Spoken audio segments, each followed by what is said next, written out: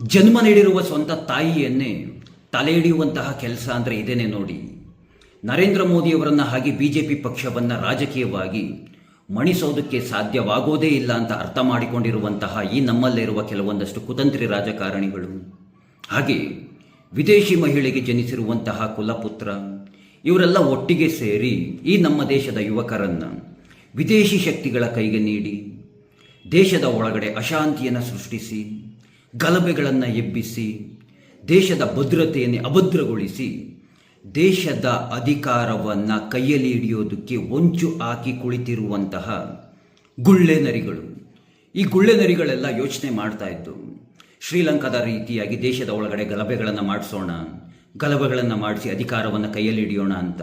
ಅದು ಸಾಧ್ಯವಾಗಲಿಲ್ಲ. ಬಾಂಗ್ಲಾದೇಶದ ರೀತಿಯಾಗಿ ಗಲಭೆಗಳನ್ನು ಮಾಡಿಸೋಣ ಅಂತ ವಿದೇಶಿ ಶಕ್ತಿಗಳ ಜೊತೆಯಲ್ಲಿ ಕೈಯನ್ನು ಜೋಡಿಸ್ತು, ಅದು ಸಹ ಸಾಧ್ಯವಾಗಲಿಲ್ಲ. ನೇಪಾಳದ ರೀತಿಯಾಗೂ ಸಹ ಸಾಧ್ಯವಾಗಲಿಲ್ಲ.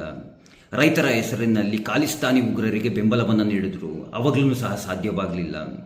NRC CA ವಿಚಾರದಲ್ಲಿ ಅಕ್ರಮ ಬಾಂಗ್ಲಾ ವಲಸಿಗರಿಗೆ ಬೆಂಬಲವನ್ನು ನೀಡಿದ್ರು, ಅವಾಗಲೂ ಸಹ ಸಾಧ್ಯವಾಗಲಿಲ್ಲ. ಪಶ್ಚಿಮ ಬಂಗಾಳದ ಚುನಾವಣೆಯ ನಂತರ ಈ ಕುತಂತ್ರಿ ರಾಜಕಾರಣಿಗಳಿಗೆಲ್ಲ ಬೇದಿ ಪ್ರಾರಂಭವಾಗ್ಬಿಡ್ತು. ಹಾಗಾಗಿಯೇ ಈ ಕುತಂತ್ರಿ ರಾಜಕಾರಣಿಗಳೆಲ್ಲ ಯಾರೆಲ್ಲ BJPಯ ವಿರೋಧವನ್ನು ಮಾಡ್ತಾ ಇದ್ರು, ನರೇಂದ್ರ ಮೋದಿಯವರನ್ನ ವಿರೋಧವನ್ನು ಮಾಡ್ತಾ ಇದ್ರು, ಇಂತಹ ರಾಜಕಾರಣಿಗಳೆಲ್ಲ ಈ ನಮ್ಮ ಭಾರತ ದೇಶವನ್ನು ಯಾವೆಲ್ಲ ದೇಶಗಳು ವಿರೋಧವನ್ನು ಮಾಡ್ತವೆ ನೋಡಿ, ಅಂತಹ ದೇಶಗಳ ಜೊತೆಯಲ್ಲಿ ಕೈ ಜೋಡಿಸುವಂತಹ ಕೆಲಸವನ್ನು ಇವತ್ತಿನ ದಿನಗಳಲ್ಲಿ ತುಂಬ ಚೆನ್ನಾಗಿಯೇ ಮಾಡ್ತಾ ಇದ್ದಾರೆ. ಇಂಥವ್ರನ್ನ ತಲೆ ಹಿಡುಕರು ಅಂತ ಕರೀದಲೇ ಇನ್ನೇನಂತ ಕರಿಬೇಕು? ಒಮ್ಮೆ ನಿಮ್ಮನ್ನು ನೀವೇ ಪ್ರಶ್ನೆಯನ್ನು ಮಾಡಿಕೊಳ್ಳಿ.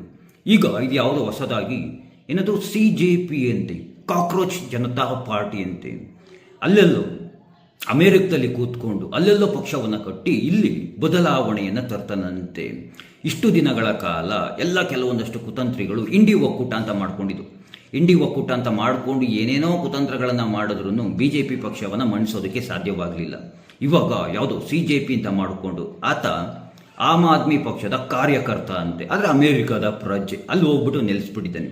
ಈಗ CJP ಅಂತ ಮಾಡಿಕೊಂಡು ಎಲ್ಲ ಕಾಕ್ರೋಚ್ಗಳು ಒಟ್ಟಿಗೆ ಒಂದೆಡೆ ಸೇರ್ಕೊಳ್ತಾ ಇದ್ದಾವೆ. ಕಾಕ್ರೋಚ್ಗಳನ್ನ ಹೇಳಿ ನಾಶ ಮಾಡೋದು? ಇಲ್ಲಿದೆಯಲ್ಲ, ಹೊಡೆದ್ರೆ ಎಲ್ಲ ಕಾಕ್ರೋಚ್ಗಳು ಒಟ್ಟಿಗೆ ಎಲ್ಲ ನಾಶವಾಗಿಬಿಡ್ತವೆ. ಒಂದನ್ನು ಸರಿಯಾಗಿ ಅರ್ಥವನ್ನು ಮಾಡ್ಕೊಳ್ಳಿ. ನೀವು BJP ಪಕ್ಷವನ್ನು ವಿರೋಧ ಮಾಡಬೇಕಾ? ಮಾಡಿ. ನರೇಂದ್ರ ಮೋದಿಯವ್ರನ್ನ ವಿರೋಧವನ್ನು ಮಾಡಬೇಕಾ? ಮಾಡಿ. ಯಾರು ಬೇಡ ಅಂದಿತ್ತು? BJP ಪಕ್ಷವನ್ನು ವಿರೋಧ ಮಾಡುವಂತಹ ಉದ್ದೇಶದಿಂದ, ನರೇಂದ್ರ ಮೋದಿಯವರನ್ನ ವಿರೋಧ ಮಾಡುವಂತಹ ಉದ್ದೇಶದಿಂದ ಯಾವೆಲ್ಲ ದೇಶಗಳು ನಮ್ಮ ದೇಶವನ್ನು ವಿರೋಧವನ್ನು ಮಾಡ್ತಾ ಇದ್ದಾವೋ ಅಂತಹ ದೇಶಗಳ ಜೊತೆಗೇ ಕೈ ಜೋಡಿಸ್ತೀವಿ, ಅಂಥವರ ಜೊತೆನೇ ನಾವು ಒಪ್ಪಂದಗಳನ್ನು ಮಾಡ್ಕೊಳ್ತೀವಿ, ಅವರು ಹೇಳಿದ ಹಾಗೆ ನಾವುಗಳು ದೇಶದಲ್ಲಿ ನಡೆಸ್ತೀವಿ ಅಂತೆಲ್ಲ ಹೇಳ್ತಿರಲ್ಲ ನೀವುಗಳು. ಇಂತಹ ನಾಯಕರುಗಳನ್ನು ನಿಮ್ಮಂತಹ ಯುವಜನತೆ ಬೆಂಬಲಿಸ್ತಿರಲ್ಲ. ನಿಮ್ಮಂಥವ್ರಿಗೆಲ್ಲ ಏನಂತ ಹೇಳಬೇಕು? ದೇಶ ಪ್ರೇಮವನ್ನು ಬೆಳೆಸ್ಕೊಳ್ಳಿ. ನೀವೆಷ್ಟೇ ಏನೇ ಕುತಂತ್ರಗಳನ್ನು ಮಾಡಿಕೊಂಡ್ರು ಏನದು ಜೆನ್ಸಿ ನೇಪಾಳದ ರೀತಿಯಾಗಿ ಬದಲಾವಣೆ ಅಂತ ಅಂದ್ಬಿಡ್ತೀರಾ? ಅಲ್ಲಿರೋಂತಹದ್ದು ಅಪ್ಪಟ ದೇಶ ಪ್ರೇಮಿಗಳು, ಅಲ್ಲಿ ಹಿಂದೂ ರಾಷ್ಟ್ರ ಆಗಬೇಕು ಅಂತ ಅಂದ್ಬಿಟ್ಟು ಎಲ್ಲ ಜೆನ್ಸಿಗಳು ಎದ್ದಿದ್ದು. ಇಲ್ಲೇ ಅದೇ ರೀತಿಯಾಗಿ ಎದ್ದೊಳ್ಬೇಕಾ? ಅಯ್ಯೋ ನಿಮ್ಮ ಮುಖಗಳಿಗೆ ಇದು ಯಾವುದೋ ನಮಗೇನು ಗೊತ್ತಿಲ್ಲ ಅಂದ್ಕೊಂಡ್ಬಿಟ್ಟಿದ್ದೀರಾ?